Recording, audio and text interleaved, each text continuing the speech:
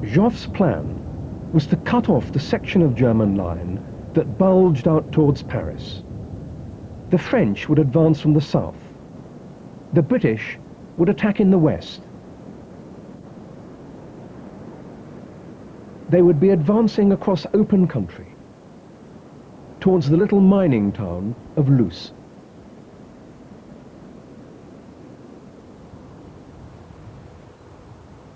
On the 12th of July, Sir John French came up here, to Notre-Dame-de-Lorette, to look at the ground over which he was being asked to attack. He didn't like what he saw. It would be easy for the Germans to defend this industrial sprawl, with its miners' cottages, slag heaps, and mine workings.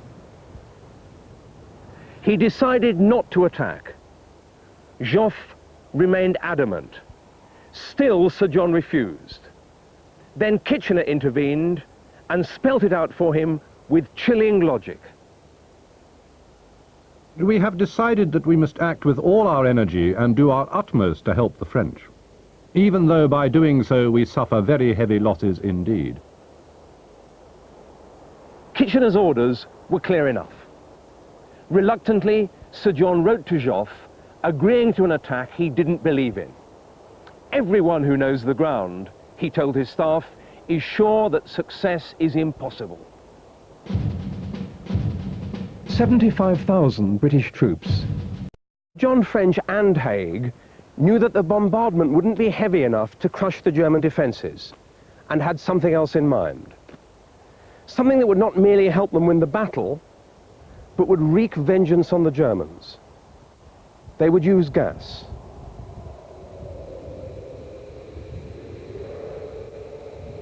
When the gas actually hisses out into no man's land, what happens then? Well, the gas pumped out of these cylinders and went over the parapet, and it disappeared towards the German lines, this great yellow, greenish cloud gradually billowing over towards the Germans. But if the conditions are calm, the chlorine would flow into any kind of depression, so of course it would sink into German trenches, and that was the idea behind the release of it. What did it actually do to the human body?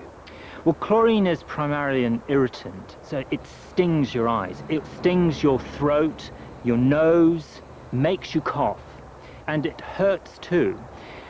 And the chlorine, once it's inside your respiratory tract, it dissolves in the fluid in there, and it irritates and damages the cells and causes bleeding. So soldiers who were exposed to the chlorine were reported as coughing up blood and this greenish mucus. And this is simply the chlorine and the damaged tissue that they're coughing up.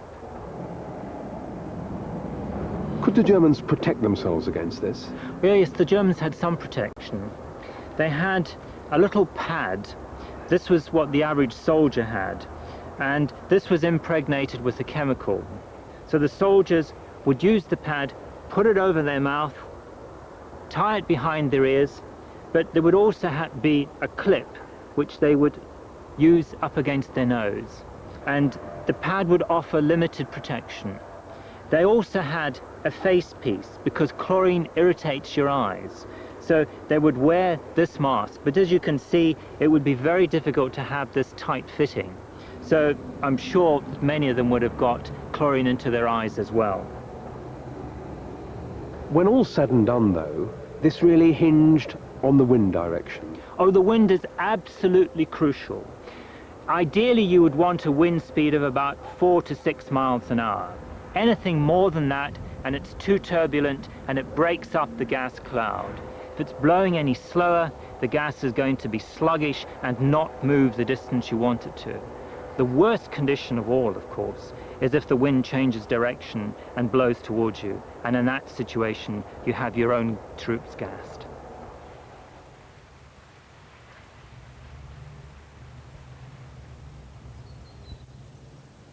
From the folly in the garden of his chateau, Haig could see the front line at Loos.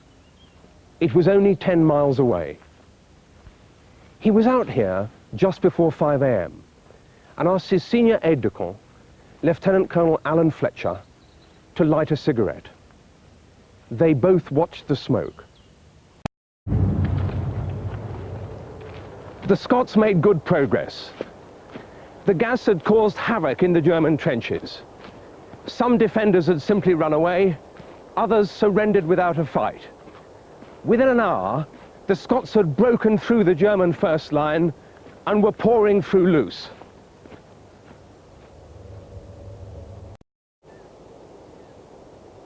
It was late afternoon, and the Scots could get no further without help. But if the reserves arrived, they might just break through. By now, the reserve should have been marching down this road through the village of Vermelles, just behind the British front line. But they were nowhere to be seen. John Kipling scribbled a letter to his father that evening. He noted the time. It was 5:30. He noted another detail too. They were still 9 miles from the front line.